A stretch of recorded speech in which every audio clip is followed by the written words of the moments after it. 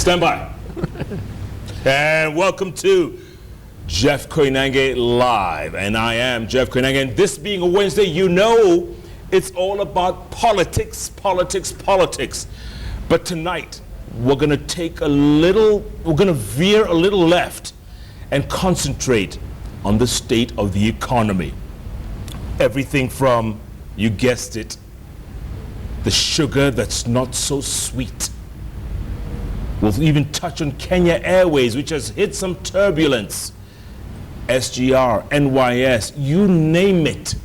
I'll tell you, my guest tonight, I've been trying to get this man on the show time after time. Just ask him. I'm his stalker, a Java Gigiri. Finally, he's agreed to come on, I think just to appease me and the show. So tonight, this economist's economist, that's what I call him. He's got a PhD on macroeconomics from Oxford. How about that? So what he says, and he is pretty critical in many instances. Those of you who read his twice monthly column in the Saturday Nation know that this man calls it like he sees it without fear or favor. Like I said, I call him the economist's economist. He refuses to be on social media, so he has no Twitter handle. He's not on Facebook. He's not even on WhatsApp. Maybe by the end of this evening, we can convince him. Who knows? My Twitter handle. And Jeff, tonight we are using the hashtag reality check. Start checking. Get your calculator.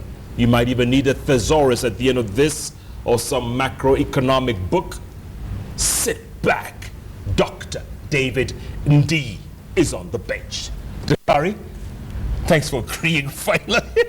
Did I stalk you that much? I had either to stop going to Java or to come on the show.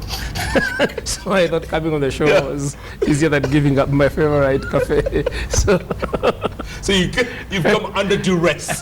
I'm under severe duress, but it's all right. I'm glad to be here. Karibu sana. Thank you. Your last article on the whole Obama thing, I loved it. It was fantastic. And the way you just, the whole foreign policy of the U.S., we'll get to that in a moment. But first, everybody on Twitter, which you're not on, has been talking about the sugar deal. The president goes to Uganda, signs a deal. It was supposed to be sweet because Kenya has a sugar deficit of 200 metric tons, 200,000 about 300,000 actually. 200,000 metric tons. Yeah. So instead of importing that sugar from get it next door, it seemed like a no-brainer. Dr. Ari, what's wrong with that deal? Politics. But clearly, I think policy, I like reminding a lot of people that the word policy comes from politics. And politics is all about who gets what. Ultimately about distribution of the benefits and costs of government policy. And that's what the issue is. But the bigger picture actually is that obviously the president went to Uganda to try and iron out a number of issues around trade, they call non-tariff barriers, all sorts of things that countries, Kenya, tit for tat, we put barriers to them and they put barriers on us. And why is that? The reason is, Jeff, our industry is not competitive. The sugar industry? No. Or the industry, period. Okay. Our entire industry is not competitive. So if you look at our exports, we've been relying, our industrial exports in particular, we've been relying on preferential trade within the EAC and COMESA. We don't sell any manufactured goods in the world market. The only one we do is probably garments and AGOA, which is also preferential.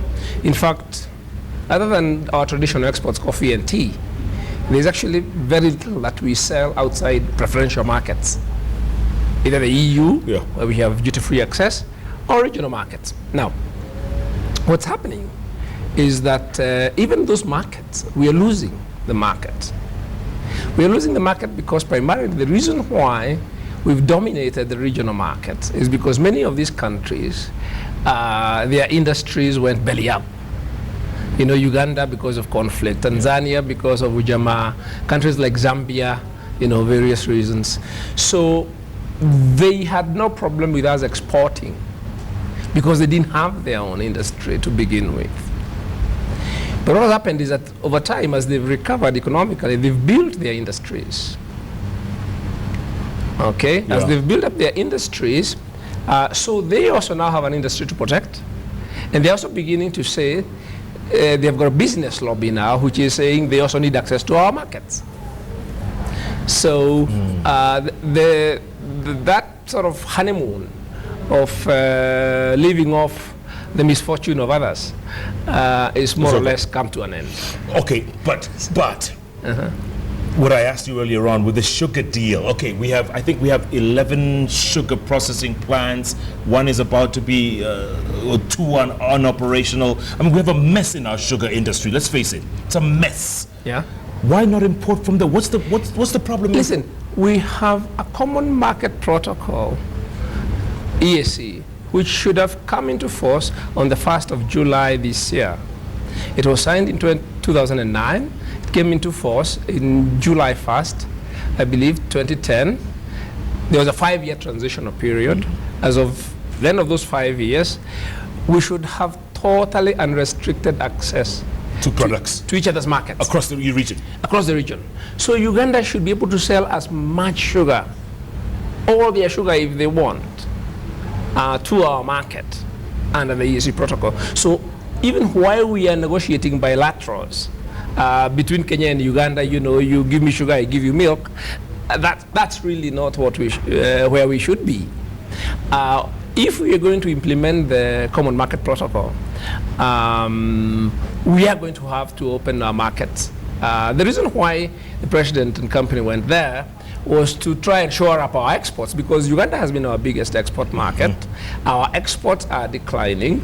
Before, you didn't have to because they didn't have their own industry, as I said. But now, when you go there, they tell you, hey, we can also export X, Y, Z to Kenya, and we are having problems of non-tariff barriers when our trucks try and cross the border. They run into problems. So we are putting restrictions, but basically we don't have a leg to stand on as far as importing from Uganda is concerned. We don't. But isn't it a win-win situation, Dr. Ari? Because instead of importing from Brazil, and I keep coming back to that, instead of importing all the way from Brazil, let's get it from next door. Cheaper. You know, that's the point. There's nothing to stop Uganda. If you go to the supermarket now, there's Ugandan sugar. There's some in my house, but I just saw it. But from a supermarket. Yeah. So the issue is, when we start talking about this commodity, or can we import from Uganda or not, we have sought protection for our sugar industry from COMESA imports for better part of more than a decade. We haven't done anything to restructure it to make it competitive. These countries are beginning to say, hey, you're exporting, and if you look at the countries which actually cause our manufacturers problems, Zambia, for instance, are the ones who see that they can export sugar here, among other things, and we are sort of putting non-tariff barriers. So it's a broader issue. We have sought protection for our industry, sugar industry, for decades. We have not done anything about it. It's becoming untenable. I think the only reason why this thing became so political, Macharia Gaido called it an own goal for Jubilee. I have written in the past, I say, Jubilee, for some reason, they've never seen a banana skin they didn't want to skid on.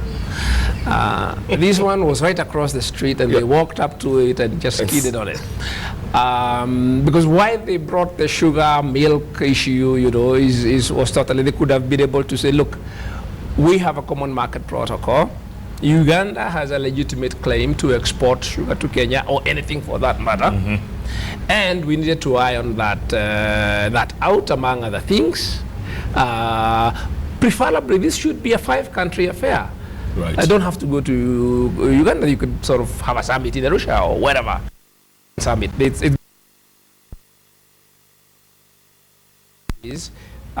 Our expensive. We have the highest retail price of sugar in the region. So people are going to want, it's the biggest market. So people want to go have access to that market. I have other arguments made that no, but Uganda doesn't have a big surplus. Uganda doesn't have a surplus. Why are you opening up the market to them? And that's not the way integration works. And it is not the current surplus that matters. People don't produce a surplus unless there's a market. Right. What they're saying is we see a market.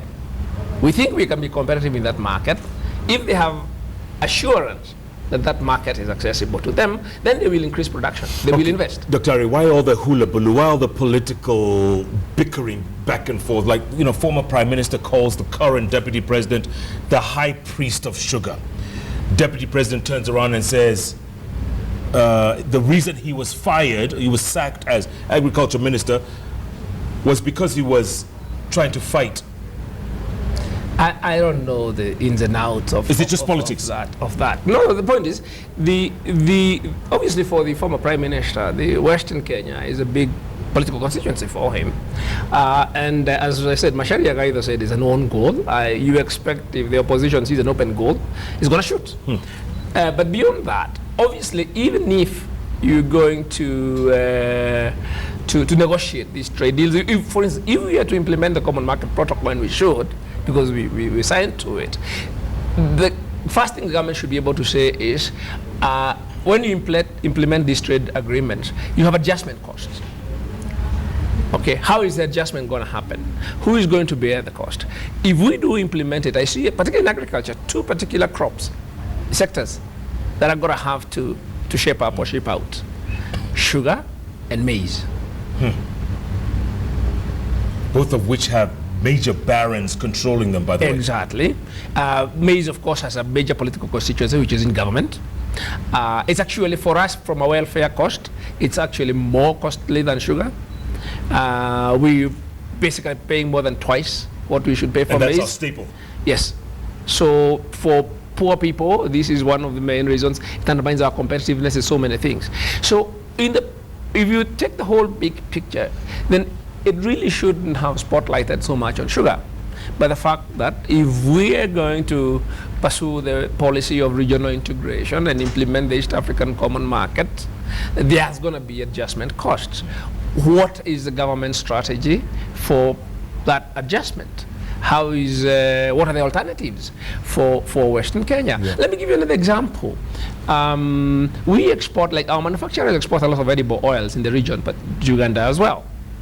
Why is that? Because we import the raw material, palm oil, from the Far East, and it comes through Mombasa. So it makes sense to process it in Kenya and export it in the hinterland. Yeah. But now Uganda is growing palm oil. Bitco is growing a lot of palm plantations in Uganda. So soon the raw material will be from Uganda. It will make more sense to process the product closer to the raw material in Uganda, and then the flow of edible oils will move the other way around. They'll sell it to us. We'll start importing edible oil from Uganda. It's obvious. Who's to blame for all this, Dr. Ari? I mean, you mentioned before we are non-competitive. We just, did we drop the ball along the way? What happened? We've never really had a competitive manufacturing sector. A big part of the reason is because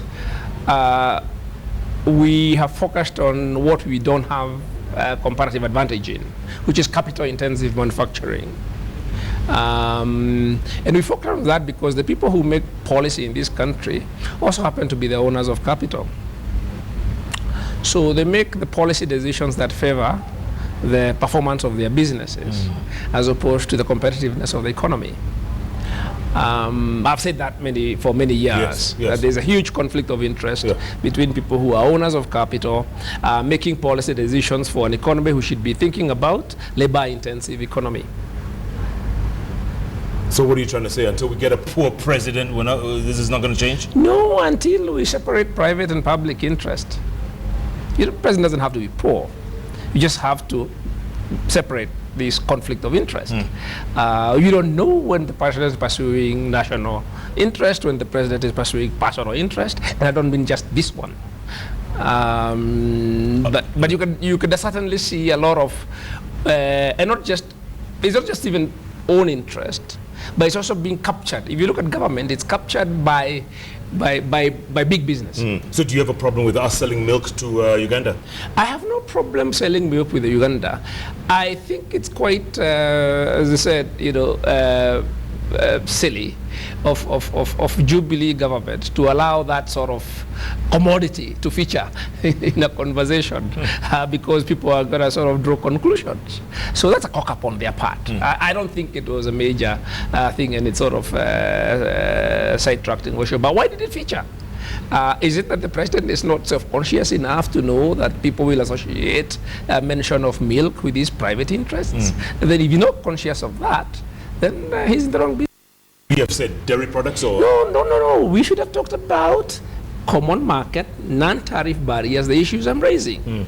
That we're going to have for us to promote, to sort of drive the regional integration agenda forward.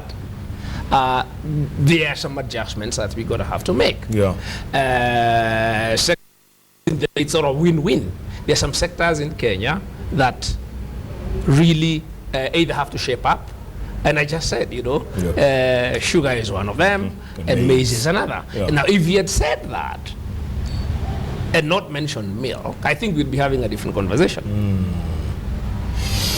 Dr. I want to talk more about that after the break. And also, why are you so critical of Jubilee?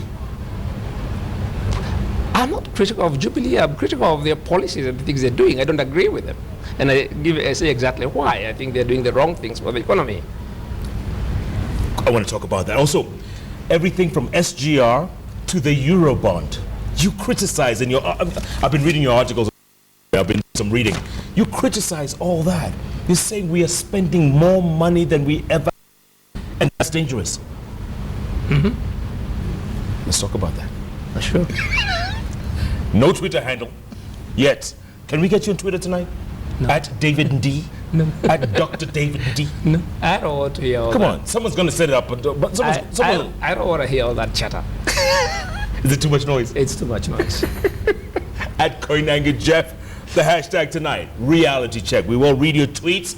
Ask us, get a calculator, get a thesaurus, get some microeconomic book, because the economist is in the house. Jeff Koinange Live takes a break. We'll be back in a moment.